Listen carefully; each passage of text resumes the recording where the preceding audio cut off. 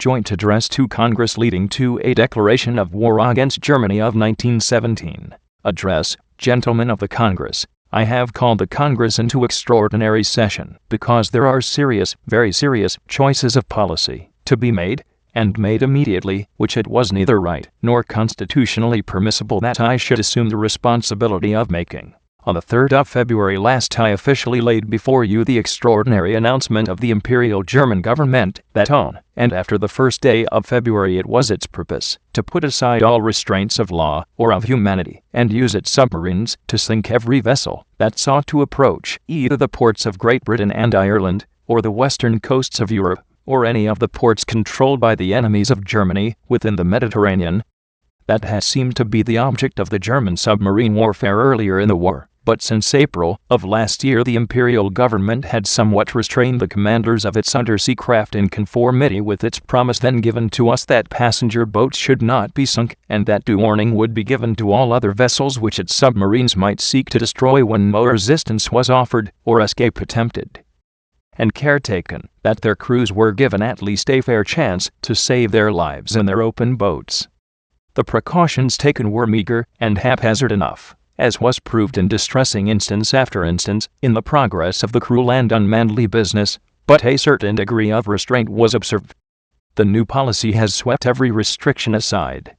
Vessels of every kind, whatever their flag, their character, their cargo, their destination, their errand, have been ruthlessly sent to the bottom, without warning, and without thought of help or mercy for those on board the vessels of friendly neutrals along with those of belligerents.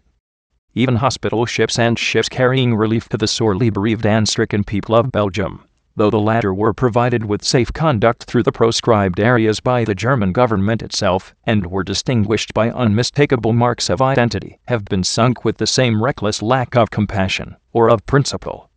I was for a little while unable to believe that such things would in fact be done by any government that had hitherto subscribed to the humane practices of civilized nations. International law had its origin in the attempt to set up some law which would be respected and observed upon the seas, where no nation had right of dominion, and where lay the free highways of the world. This minimum of right the German government has swept aside under the plea of retaliation and necessity, and, because it had no weapons which it could use at sea except these which it is impossible to employ as it is employing them without throwing to the winds all scruples of humanity, or of respect for the understandings that were supposed to underlie the intercourse of the world.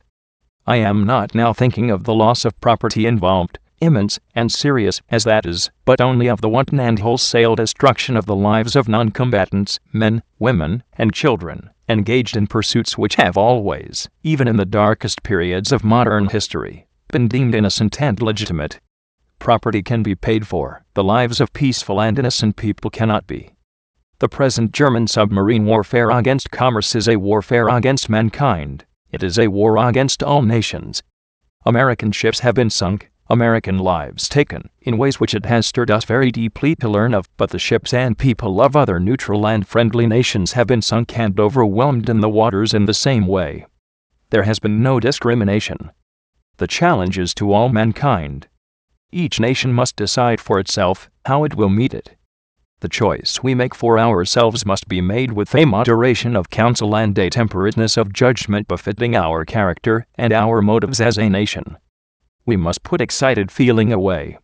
Our motive will not be revenge or the victorious assertion of the physical might of the nation, but only the vindication of right, of human right, of which we are only a single champion. When I addressed the Congress on the 26th of February last, I thought that it would suffice to assert our neutral rights with arms, our right to use the seas against unlawful interference, our right to keep our people safe against unlawful violence. But armed neutrality, it now appears, is impracticable. Because submarines are in effect outlaws, when used, as the German submarines have been used against merchant shipping, it is impossible to defend ships against their attacks, as the law of nations has assumed that merchantmen would defend themselves against privateers, or cruisers, visible craft giving chase upon the open sea. It is common prudence in such circumstances, grim necessity indeed, to endeavor to destroy them before they have shown their own intention. They must be dealt with upon sight, if dealt with at all. The German government denies the right of neutrals to use arms at all within the areas of the sea which it has proscribed, even in the defense of rights which no modern publicist has ever before questioned their right to defend. The intimation is conveyed that the armed guards which we have placed on our merchant ships will be treated as beyond the pale of law and subject to be dealt with as pirates would be. Armed neutrality is ineffectual enough at best, in such circumstances, and in the face of such pretensions it is worse than ineffectual. It is likely only to produce what it was meant to prevent. It is practically certain to draw us into the war, without either the rights or the effectiveness of belligerents. There is one choice we cannot make, we are incapable of making. We will not choose the path of submission, and suffer the most sacred rights of our nation and our people to be ignored or violated. The wrongs against which we now array ourselves are no common wrongs, they cut to the very roots of human life, with a profound sense of the solemn and even tragical character of the step I am taking, and of the grave responsibilities which it involves, but in unhesitating obedience to what I deem my constitutional duty, I advise that the Congress declare the recent course of the Imperial German government to be in fact nothing less than war against the government and people of the United States, that it formally accept the status of belligerent which has thus been thrust upon it, and that it take immediate steps not only to put the country in a more thorough state of defense, but also to exert all its power and employ all its resources to bring the government of the German Empire to terms and end the war. What this will involve is clear. It will involve the utmost practicable cooperation in council and action with the governments now at war with Germany, and, as incident to that, the extension to those governments of the most liberal financial credit, in order that our resources may so far as possible be added to theirs. It will involve the organization and mobilization of all the material resources of the country to supply the materials of war and serve the incidental needs of the nation in the most abundant and yet the most economical and efficient way possible. It will involve the immediate full equipment of the Navy in all respects, but particularly in supplying it with the best means of dealing with the enemy's submarines. It will involve the immediate addition to the armed forces of the United States already provided for by law in case of war at least 500,000 men, who should, in my opinion, be chosen upon the principle of universal liability to service, and also the authorization of subsequent additional increments of equal force so soon as they may be needed and can be handled in training. It will involve also, of course, the granting of adequate credits to the government, sustained, I hope, so far as they can equitably be sustained by the present generation, by well-conceived taxation. I say sustained so far as may be equitable by taxation, because it seems to me that it would be most unwise to base the credits which will now be necessary entirely on money borrowed. It is our duty, I most respectfully urge, to protect our people so far as we may against the very serious hardships and evils which would be likely to arise out of the inflation which would be produced by vast loans. In carrying out the measures by which these things are to be accomplished, we should keep constantly in mind the wisdom of interfering as little as possible in our own preparation and in the equipment of our own military forces with the duty, for it will be a very practical duty, of supplying the nations already at war with Germany with the materials which they can obtain only from us or by our assistance. They are in the field and we should help them in every way to be effective there. I shall take the liberty of suggesting, through the several executive departments of the government, for the consideration of your committees, measures for the accomplishment of the several objects I have mentioned. I hope that it will be your pleasure to deal with them as having been framed after very careful thought by the branch of the government upon which the responsibility of conducting the war and safeguarding the nation will most directly fall. While we do these things, these deeply momentous things, let us be very clear, and make very clear to all the world what our motives and our objects are. My own thought has not been driven from its habitual and normal course by the unhappy events of the last 2 months, and I do not believe that the thought of the nation has been altered or clouded by them. I have exactly the same things in mind now that I had in mind when I addressed the Senate on the 22nd of January last, the same that I had in mind when I addressed the Congress on the 3rd of February and on the 26th of February. Our object now, as then, is to vindicate the principles of peace and justice in the life of the world as against selfish and autocratic power, and to set up amongst the really free and self-governed peoples of the world such a concert of purpose and of action as will henceforth ensure the observance of those principles. Neutrality is no longer feasible or desirable where the peace of the world is involved, and the freedom of its peoples. And the menace to that peace and freedom lies in the existence of autocratic governments backed by organized force which is controlled wholly by their will, not by the will of their people. We have seen the last of neutrality in such circumstances. We are at the beginning of an age in which it will be insisted that the same standards of conduct and of responsibility for wrong done shall be observed among nations and their governments that are observed among the individual citizens of civilized states. We have no quarrel with the German people. We have no feeling towards them but one of sympathy and friendship. It was not upon their impulse that their government acted in entering this war. It was not with their previous knowledge or approval.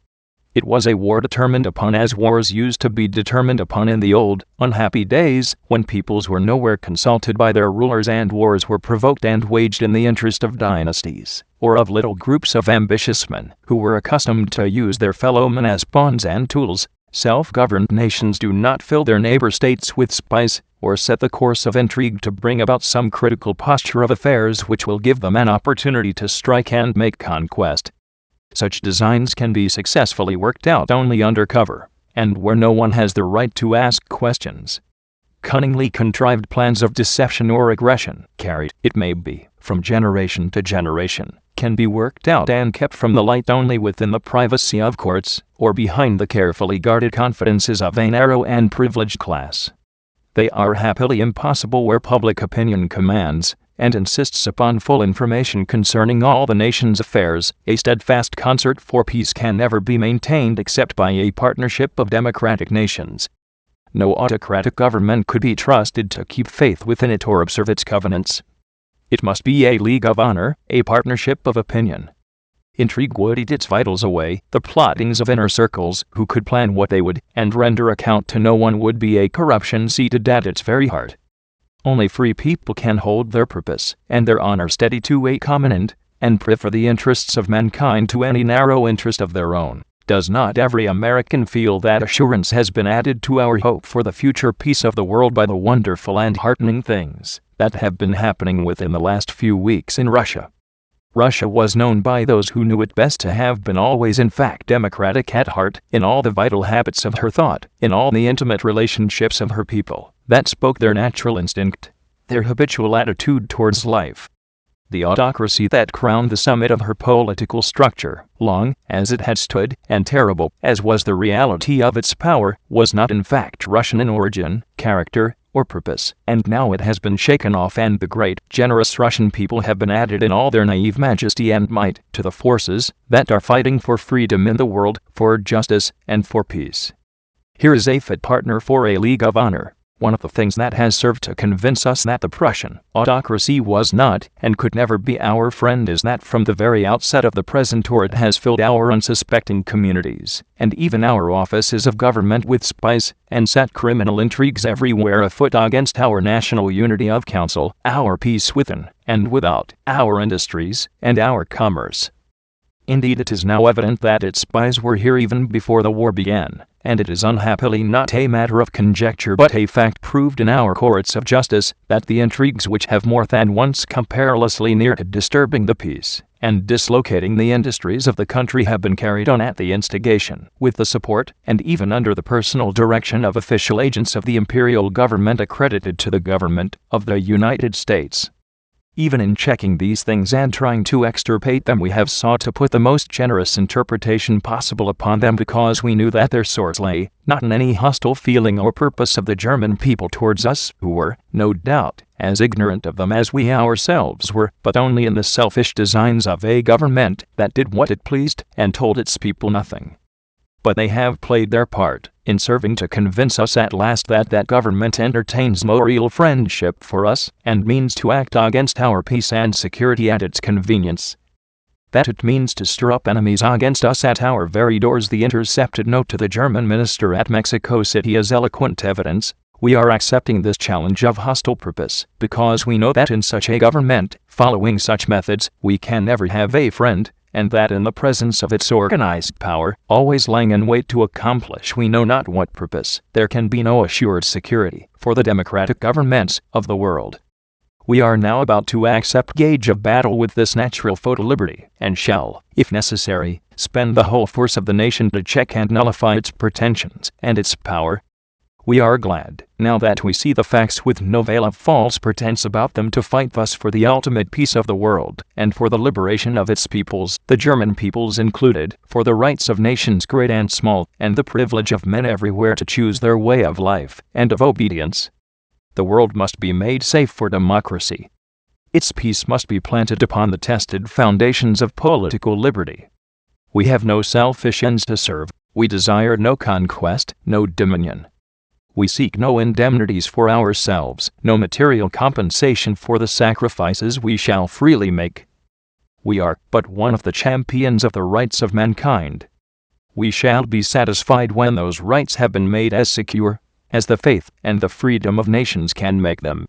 Just because we fight without rancor, and without selfish object, seeking nothing for ourselves but what we shall wish to share with all free peoples, we shall, I feel confident, conduct our operations as belligerents without passion, and ourselves observe with proud punctilio the principles of right and of fair play we profess to be fighting for. I have said nothing of the governments allied with the imperial government of Germany, because they have not made war upon us or challenged us to defend our right and our honor.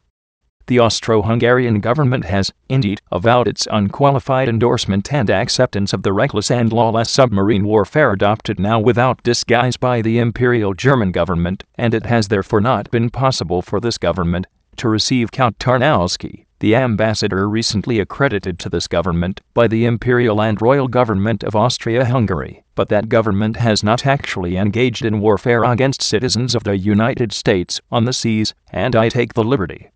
for the present at least, of postponing a discussion of our relations with the authorities at Vienna. We enter this war only where we are clearly forced into it because there are no other means of defending our rights. It will be all the easier for us to conduct ourselves as belligerents in a high spirit of right and fairness, because we act without animus, not in enmity towards a people, or with the desire to bring any injury or disadvantage upon them, but only in armed opposition to an irresponsible government which has thrown aside all considerations of humanity and of right, and is running amok. We are, let me say again, the sincere friends of the German people, and shall desire nothing so much as the early re-establishment of intimate relations of mutual advantage between us, however hard it may be for them, for the time being, to believe that this is spoken from our hearts. We have borne with their present government through all these bitter months because of that friendship, exercising a patience and forbearance which would otherwise have been impossible. We shall, happily, still have an opportunity to prove that friendship in our daily attitude and actions towards the millions of men and women of German birth and native sympathy who live amongst us and share our life, and we shall be proud to prove it towards all who are in fact loyal to their neighbors and to the government in the hour of test. They are, most of them, as true and loyal Americans as if they had never known any other fealty or allegiance. They will be prompt to stand with us in rebuking and restraining the few who may be of a different mind and purpose. If there should be disloyalty, it will be dealt with a firm hand of stern repression, but if it lifts its head at all, it will lift it only here and there, and without countenance except from a lawless and malignant few. It is a distressing and oppressive duty, gentlemen of the Congress, which I have performed in thus addressing you. There are, it may be, many months of fiery trial and sacrifice ahead of us. It is a fearful thing to lead this great peaceful people into war, into the most terrible and disastrous of all wars, civilization itself seeming to be in the balance. But the right is more precious than peace, and we shall fight for the things which we have always carried nearest our hearts, for democracy, for the right of those who submit to authority to have a voice in their own governments, for the rights and liberties of small nations, for a universal dominion of right by such a concert of free peoples as shall bring peace and safety to all nations, and make the world itself at last free. To such a task we can dedicate our lives and our fortunes, everything that we are, and everything that we have, with the pride of those who know that the day has come when America is privileged to spend her blood and her might for the principles that gave her birth and happiness, and the peace which she has treasured. God helping her, she can do no other.